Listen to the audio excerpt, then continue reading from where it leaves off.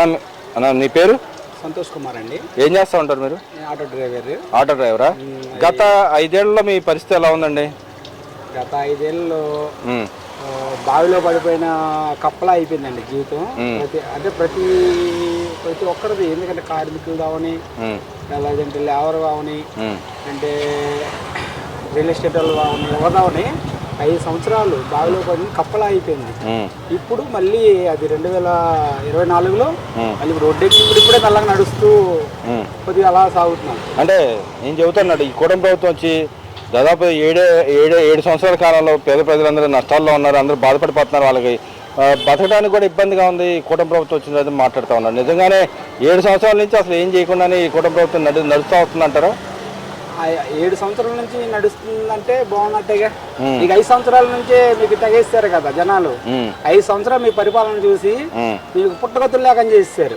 151 సీట్ల నుంచి 11 సీట్లు తీసుకొచ్చారంటే అంటే కూటమి ప్రభుత్వం పరిపాలన బాగుందనే కదా. అంటే రాష్ట్రాన్ని ముందు నడిపిస్తారనేగా.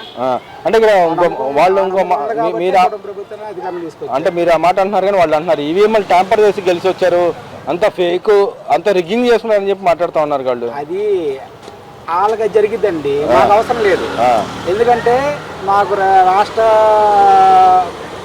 ఇది భవిష్యత్తు మాకు ముఖ్యం, పరిపాలన మాకు ముఖ్యం, జనాల అభివృద్ధి మాకు ముఖ్యం. మాకు వాళ్ళలాగా మేము ఏదో పథకాల పేర్లు చెప్పి అధికారంలోకి వచ్చి జనాలను దోచుకుందామని కాదు కదా, వాళ్ళ జీవితాలను నాశనం చేద్దామని కాదు కదా. అంటే మీరేం దోచుకున్నారని వాళ్ళు అంటారు, కానీ వాళ్ళు అంటా ఉన్నారు ఈ అమరావతి పేరు చెప్పుకుని చంద్రబాబు నాయుడు దోచుకుంటున్నాడు కాబట్టి మేము అమరావతి బిల్లుకి అపోజ్ చేస్తామని చెప్పి మాట్లాడుతూ ఉన్నారు. అమరావతి మీద పోరాడే ఒకే ఒక్క వ్యక్తి చంద్రబాబు నాయుడు గారు.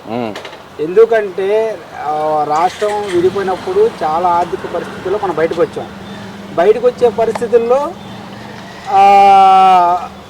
మనకి అప్పటికి డబ్బులు లేక చేయలేక మనకు ఒక రాజధాని కావాలి, మనకు ఒక అంటే ఒక ఎమ్మెల్యేకి ఒక ఆఫీస్ ఉన్నప్పుడు, ఒక అధ్యక్షుడికి డివిజన్ అధ్యక్షుడికి ఒక ఆఫీస్ ఉన్నప్పుడు, ఒక రాష్ట్ర సీఎంకి మనకి రాజధాని కావాలా లేదా? జగన్మోహన్ రెడ్డికే సూటిగా అడుగుతున్నాను నేను. ఆయన వద్దంటున్నాడు కదా, అసలు రాజధాని అనేది ఉండకూడదు. ఆయనకి ఎందుకంటే ప్యాలెస్లు ఉన్నాయి కదా, బెంగళూరులో ప్యాలెస్, తాడేపల్లిలో ప్యాలెస్ ఉన్నాయి కదా, అది ఆ ప్యాలెస్ లో నుంచి పరిపాలన చేస్తాడు ఆయన. రాజధాని అవసరంలా, కానీ రాష్ట్ర ప్రజలకి లేకపోతే మన నాయకులకి కావాలి. ఎందుకంటే అక్కడ నుంచి పరిపాలన చేయాలి, రాష్ట్ర భవిష్యత్తు బాగుపడాలి. 4 మూలలకి పరిపాలన జరగాలనేది సెంటర్ పాయింట్ లో అమరావతిని పెట్టారు. అంటే ఈ కూటమి ప్రభుత్వం అంటుంది మేము అధికారికంగా ఇక్కడ ఉంటాం, కానీ అభివృద్ధి పరంగా 3 ప్రాంతాలు అభివృద్ధి చేస్తామని చెప్తాను. నిజంగా ఆ విధంగా జరుగుతుందా? కంపల్సరీ జరుగుతుందండి, అన్నిటి జరుగుతుంది. ఎందుకంటారా, 2014 నుంచి 19 వరకు అసలు రాజధాని కాదు కదా, రైతులందరూ రోడ్డు ఎక్కి నానా తిప్పలు పడే పరిస్థితి. ఈ రోజు మళ్ళీ 24లో కూటమి ప్రభుత్వం అధికారంలోకి వచ్చిన నుంచి 2 ఏళ్ళు గడిచినాయి. ఆ అమరావతి వెళ్ళి చూస్తే వాళ్ళకే మతిపోతుంది. వైసీపీ నాయకులకే అసలు మేము అమరావతికి వచ్చాము ఇంకేడికి వెళ్ళామా అని వాళ్ళకే మతిపోతుంది. అసలు ఏం జరగట్లేదు అక్కడ ఈ 2 ఏళ్ళలో కూడా. ఏసీలో కూర్చొని ప్యాలెస్ లో కూర్చొని చూస్తే తెలుస్తాయా? అక్కడికి వెళ్ళి చూడమనండి, ఏ పనికి ఆ పని, దీనికి అది ఆ సెక్షన్. ఆ అధికారులందరూ 24 hours అక్కడే ఉండి ప్రతి ఒక్కరు ఏ కార్యక్రమాలు కావాలన్నా చేసి పెట్టింది. పనులు అంత స్పీడ్గా జరుగుతున్నాయి అక్కడ, ఎందుకంటే మేము వెళ్ళి చూస్తున్నాం కాబట్టి. ఎప్పుడు వెళ్ళినా ఎంత బాగా జరుగుతున్నాయి, ఇక్కడ ఇంత జరుగుతుందా అమరావతి పనులు అని మాకే ఆలోచన వస్తుంది. అంటే మరి ఈయనకి ఎందుకు కనపట్లేదు అంటారు? అసలు రాజధాని వద్దనే నాయకుడు మన రాష్ట్రంలో అవసరం అంటారు? అసలు ప్యాలెస్ లో నుంచి బయటకు వచ్చి రోడ్ల మీద చూస్తే ఏం పనులు జరుగుతున్నాయి, ఏం చేస్తారు అనేది తెలిసిద్ది.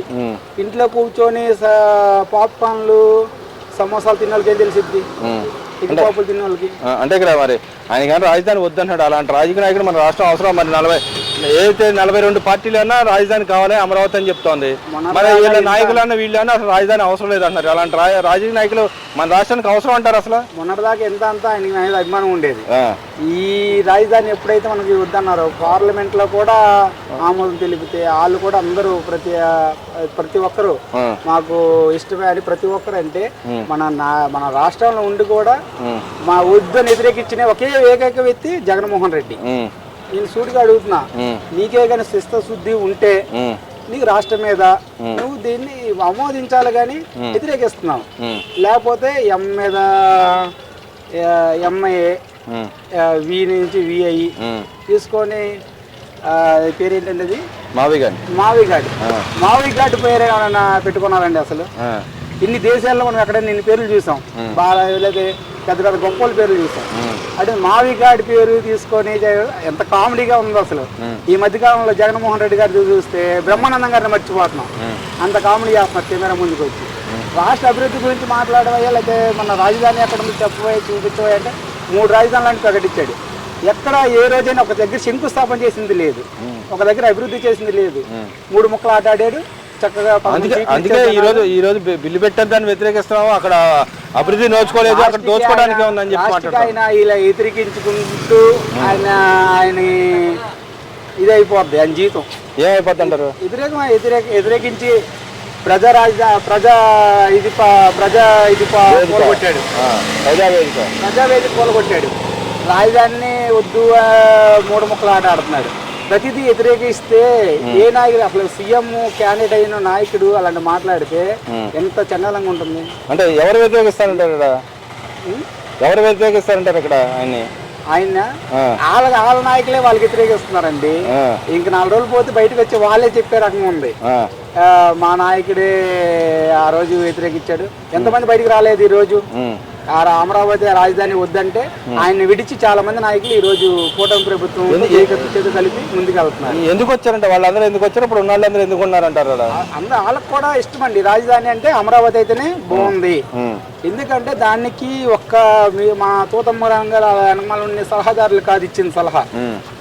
ఆయనకి సలహా ఇచ్చింది చాలా మంది దగ్గర సలహాలు తీసుకొని, ఎక్కడైతే మనకి నడి మధ్యలో రాజధాని అయితే నలుమూలల పరిపాలన జరిగిద్ది అనేది ఆలోచించి 1కి 10 సార్లు ఆలోచించి అక్కడ రాజధాని అయితే అమరావతి అయితే బెస్ట్గా నిలబడింది మనకి అనుకొని అక్కడ. అంటే వాళ్ళు ఇంకో మాట అంటున్నారు, అక్కడే అభివృద్ధి జరిగడానికి ఎక్కడ జరగదని చెప్తా ఉన్నారు కదా.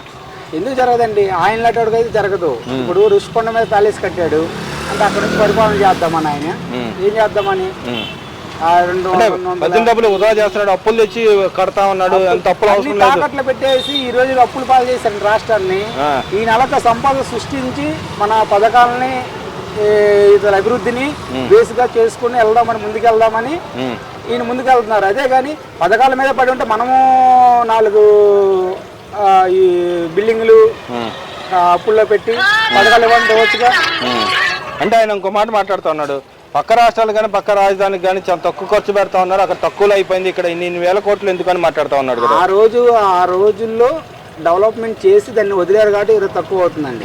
ఈ రోజు ఏంటంటే మనం పునాదుల నుంచి ఎప్పుడో ఉన్నాయి, ఒక బిల్డింగ్ కట్టాలంటే పునాది నుంచి కట్టితే ఎక్కువ ఖర్చు అవుతుందండి. ఆల్రెడీ ఒక ఫ్లోర్ వేసింది కట్టితే తక్కువ ఖర్చు అవుతుంది. మనది ఏంటంటే బేస్ మట్టం నుంచి కట్టాల్సి వస్తుంది. ఎందుకు అంటారు? మనకు లేదు కదా రాజధాని. మనకునే ఒక రాజధాని హైదరాబాద్ ని విడదీస్తాం. విడదీసిన తర్వాత మనకి ఇప్పుడు రాజధాని లేకుండా అయిపోయింది. వైజాగ్ ఉన్నా మనకు రాజధాని కాకుండా ఒక పక్క ప్రాంతం అయిపోద్ది. ఈ బేసిక్ కూడా తెలియక ఇది సెంటర్ మనకి. ఎందుకంటే ఎక్కడ మనకి శివర నగరి వరకు మనకి ఎండింగ్ అక్కడ చెన్నై వరకు, ఇక్కడ ఒడిశా. ఇక్కడ నుంచి పరిపాలన జరగాలంటే సెంటర్ లో ఉండాలి. అటు నుంచి రావాలన్నా ఇటు నుంచి రావాలన్నా ఎవరికైనా 400 కిలోమీటర్లు 500 కిలోమీటర్లు వస్తుంది. అదే ఒక వైజాగ్ అయితే ఆ శివర్ నుంచి శివరి దాకా వస్తే 1000 కిలోమీటర్లు 800 కిలోమీటర్లు వస్తుంది. అంటే ఎలాగా రాజధాని పరిపాలన చేస్తారు? మరి ఇక్కడ ఏం ఖర్చు పెట్టలేదు కాబట్టి ఇక్కడ ఎందుకని మాట్లాడుతూ ఉన్నారు? నిజంగా అక్కడ ఏం ఖర్చు పెట్టలేదు గవర్నమెంట్. ఖర్చు పెట్టకపోవడం ఏముంది, బిల్లు పాస్ అవుతున్నాయి. ఇప్పుడు దీంట్లో సెంట్రల్లో పెట్టారు కాబట్టి ఇక్కడ నుంచి రాజధాని మీద ఫోకస్ పెట్టి ప్రతిదీ రాజధాని మనకి అక్కడే వచ్చేటట్టు ప్రయత్నం చేయాలని. వాళ్ళు వచ్చిన మేము మార్చేస్తామని చెప్పి కరాఖండిగా మాట్లాడారు. నిజంగా వచ్చి మార్చగలరంటారా? ఏమండి, ఇంకా వాళ్ళ వల్ల కాదండి. అవన్నీ ఒట్టి మాటలు. ఆయన ఇంకా బ్రహ్మలోనే ఉన్నాడు. ఇంకా బ్రహ్మ మాటలు, బ్రహ్మ దీంట్లోనే నుంచి ఆయన ఇప్పుడు బయటకు వస్తాడు, అప్పుడు బాగుంటది. కానీ ఇంకా బ్రహ్మలో ఉన్నన్నాళ్ళు అది ఇంకా జరగని పని. సరే.